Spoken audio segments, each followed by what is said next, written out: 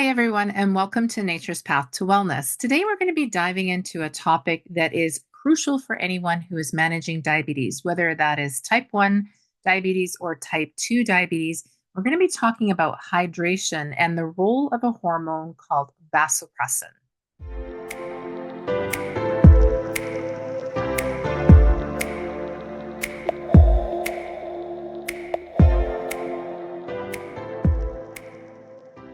My name is Wendy, and I am a natural nutrition clinical practitioner. And whether you're living with type 1 diabetes or type 2 diabetes, staying hydrated isn't just good advice, it's actually a fundamental part of managing your health. So, grab some water and let's talk about why hydration is so important and how vasopressin plays a major role. I've got my water right here. Vasopressin, also known as the antidiuretic hormone or ADH, is a hormone that is produced by your hypothalamus and is released from your pituitary gland. What is its main job? Vasopressin is there to help manage your water levels by controlling how much water that your body, or actually your kidneys to be specific, retain. And so when your body senses that it is getting dehydrated, it releases more vasopressin. This hormone signals to your kidneys to conserve water, making urine more concentrated and keeping more water in your bloodstream. So, if you're managing diabetes, and especially type 2 diabetes, hydration becomes even more crucial to you. And here's why. People who have type 2 diabetes, as you're probably aware, often have higher blood glucose levels. And this can cause your kidneys to work harder to filter out the excess glucose because what happens is we release glucose when we release urine. So the kidneys have to work extra hard in order to get that extra glucose out of the bloodstream through filtering through the kidneys and to be released with your urine. And so, what can happen is, of course, if your blood glucose levels are high, your kidneys are working extra hard to release the glucose through the urine. And because you're releasing more urine, trying to get rid of that glucose, your body can become quickly dehydrated. And you may be familiar with releasing more urine if you're having, like, if your blood sugar levels are higher, you may find that you're going to the bathroom more often. And you may even be waking up in the middle of the night more often just to go to the bathroom. And this is your body trying to rid itself of these of the extra glucose that's in your system. And without your body having enough water, your kidneys are going to have more difficulty in flushing out this extra glucose that's floating around in your system. And what inevitably happens is that we end up with higher blood glucose levels, which is definitely working against us if we have type 2 diabetes. So, as you can well imagine, this is just really a vicious circle. It's more dehydration. It makes it harder to control your blood glucose levels, which in turn leads to more dehydration. And this cycle just continues on, of course. And recent research actually shows that vasopressin, the hormone that we're specifically talking about today, can actually influence your blood glucose levels. And so when vasopressin levels are high, like when you're dehydrated, it can also stimulate more glucose production in the liver. So that is definitely just working against us, right? So we have higher blood glucose levels. The kidneys are trying to get rid of the excess glucose in our system by flushing it out. And then we become dehydrated, and more vasopressin is released, telling the kidneys to hold on to this fluid in your body. And then your liver is being stimulated to produce more glucose. What a vicious cycle that is.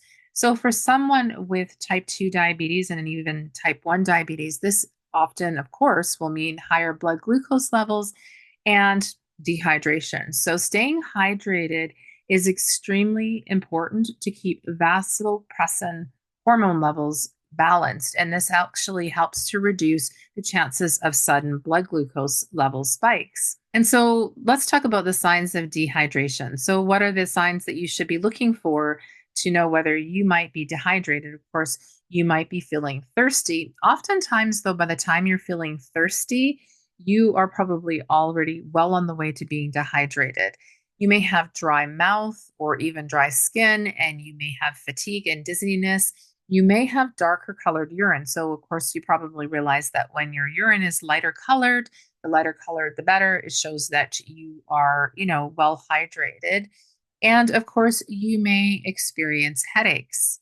So, if you happen to notice some of these symptoms, and especially if you notice more than one in combination, so like maybe you're having headaches and dizziness, or you're experiencing dry mouth and your urine is darker, it is definitely best to get well on your way to getting hydrated. Start consuming some fluids. And this doesn't mean to, start jugging water, bottles of water and whatnot. Start to increase your fluid intake gradually. You don't want to be drinking too much because that can actually lead to more adverse problems. But to increase whatever fluid intake you've been having throughout the day, you want to have more glasses of water and try not to consume them, of course, too late, before bedtime. Otherwise, you'll be waking up in the middle of the night to go to the washroom. So, how much water should you drink? The average, you've probably heard, is to have about 6 to 8 glasses of water. And if you're diabetic, you'll want to probably increase that just a little bit because of this whole thing with vasopressin and the way the kidneys are working to try and release the glucose from your bloodstream. So, and if you're drinking coffee, of course, which is a diuretic, I would encourage you to also, at the very least, match how many of our cups of coffee you have, which you should only keep it to a couple a day if you can, but to match the cups of coffee with at least a cup of water or 2 cups of water. And so the way I would recommend is to, when you get up in the morning, you should consume a couple of glasses of water. So I say a couple of glasses in between meals. So when you wake up, get the kidneys going, doing what they're supposed to be doing. And it's really great to get your system going by having a couple of glasses of water, then at least one. But if you can have two, spread out over an hour when you get up in the morning to do that. And then after breakfast, now not too close to the meal time because you want to be not sort of diluting the stomach acids that you have there. The hydrochloric acid needs to work to break down your food.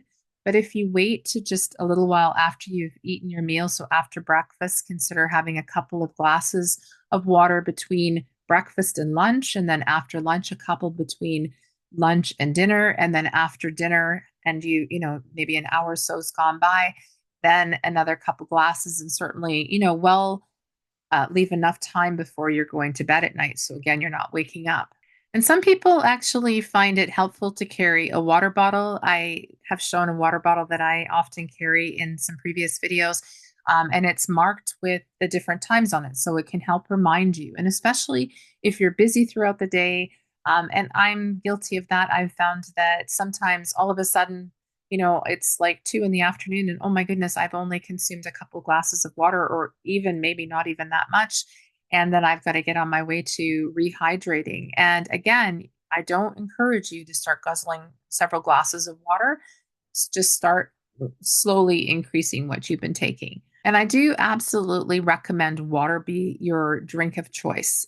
If you're dehydrated, we certainly don't want to be going and drinking lots of fruit juices, which are, again, loaded with sugar, or drinking soda or pop, depending where you live, what you call it, because either they have aspartame, or some sort of artificial sweetener in them, or they contain sugar. So you're really working against yourself. So do choose water to hydrate yourself. You can add, I always have lemon slices in my water. I'm not a huge fan of just drinking water plain. So I like to have lemon slices in them. I've even had that you can get some squeeze stuff that you drop a couple drops into your water and it flavors it. So a water enhancer, but you'll want to be super careful to watch for those because they often have a lot of artificial flavors, artificial colors, and sugar. So you want to watch for an all natural one that you can't, if you can do that, like an organic. I'm trying to think of the name of one, but even I've gotten some True Lemon has dehydrated lemon crystals that you can just add to the water. So if you can't carry slices of lemon around with you, a True Lemon package, and I'll put a link in the video description below so you know which one I'm talking about. And I just add that to a little bit of water. I throw a couple in my purse if I'm going to be out and about and want to make sure I'm consuming water and want to have my water enhanced. So, by understanding the role of vasopressin in our body, we can make hydration a priority and just, support our body's natural balance of hydration, water, fluids, all of that kind of thing, all while being sure that we're flushing any glucose that we have in our system out effectively. So, I thank you for watching this video. And if you have found it helpful, I ask that you consider giving it a thumbs up. It really helps my channel and it helps it get out to more people that are probably looking for the same information and can find it useful. And if you haven't already subscribed to Nature's Path to Wellness, I hope you consider subscribing so that I can see you here again soon. Thank you again for watching, and I do hope to see you again at Nature's Path to Wellness, where your journey to lifelong health begins. Until then, take care and stay well.